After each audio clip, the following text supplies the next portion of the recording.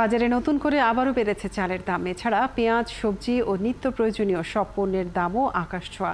লাগামহীন পণ্যের দামে স্বস্তি নেই ক্রেতাদের মধ্যে।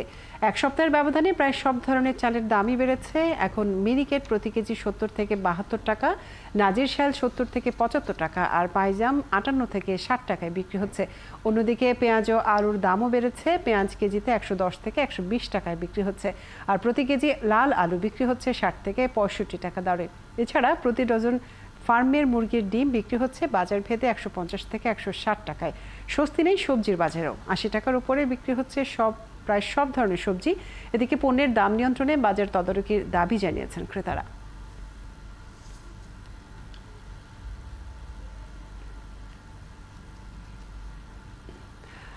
এই মুহূর্তে জানবো চালের বাজারের খবর। আমাদের সাথে কুষ্টিয়া থেকে যুক্ত হচ্ছেন সহকর্মী শাহিন আলী।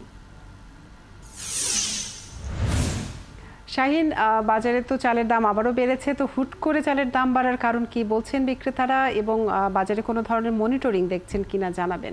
নগদের কাছে সব গ্রাহকই প্রিয়, তাই তো সারা দেশে ক্যাশ আউট চার্জ সবচেয়ে কম।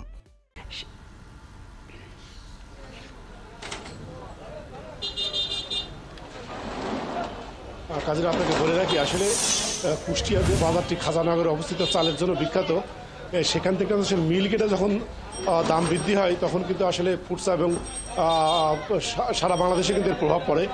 আপনাকে বলে রাখি, আজকে কুষ্টিয়া বাজারে চালের দাম 2 থেকে 3 টাকা কেজি বিক্রি হচ্ছে। মিনিকেট 68 থেকে 70 টাকা, কাজললতা 60 টাকা, 28 চালটি 54 থেকে 55 টাকা বিক্রি হচ্ছে।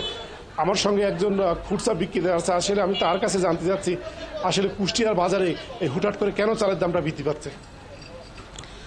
চাউলের বাজার তো হঠাৎ করে দেখছি 2 থেকে 3 টাকা বেশি প্রতি কেজিতে। এখন তো ধানের ভরা মৌসুম, মাসের যে ধান ওঠে, তো আসলে এই বাড়ার তো কোনো যৌক্তিকতা আমরা দেখি না। তো সরকারের এটা দুর্বলতাই বলবো আমরা। সরকারি মনিটরিংটা যদি ঠিক রাখতো বা ধান চাউল যারা স্টক করছে এগুলো যদি বের করে আনতে পারে, তাহলে আমার মনে হয় স্বাভাবিক পর্যায়ে বাজার স্বাভাবিক একটা পর্যায়ে চলে আসবে। তবে আসলে সরকারের এটা আমি একটু বলবো যে এটা ব্যর্থতাই বটে। তবে আমি চাইবো যে জনগণের স্বার্থে আমার মনে হয় সরকার এটা পদক্ষেপ নেবে, সরকারি মনিটরিংটা ঠিক করে আপনার ধান চাউলের বাজারটা একটু নিয়ন্ত্রণ রাখবে। কাজুরি, আপনি শুনছিলেন একজন খুচরা বিক্রেতা, আসলে তার বক্তব্য আসলে কিন্তু কুষ্টিয়ার বাজারে এখনো ধান চাল মজুদ আছে, এরকম একটি তথ্য তাদের কাছে আছে।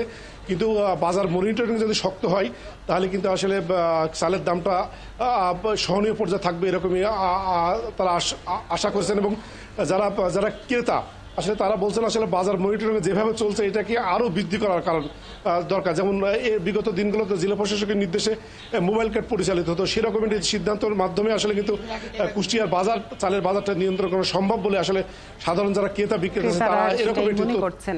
শাহিন আলী, আপনাকে অনেক ধন্যবাদ যুক্ত থাকার জন্য। দর্শক, চালের বাজারের খবর জানাচ্ছিলেন কুষ্টিয়া থেকে সহকর্মী শাহিন আলী।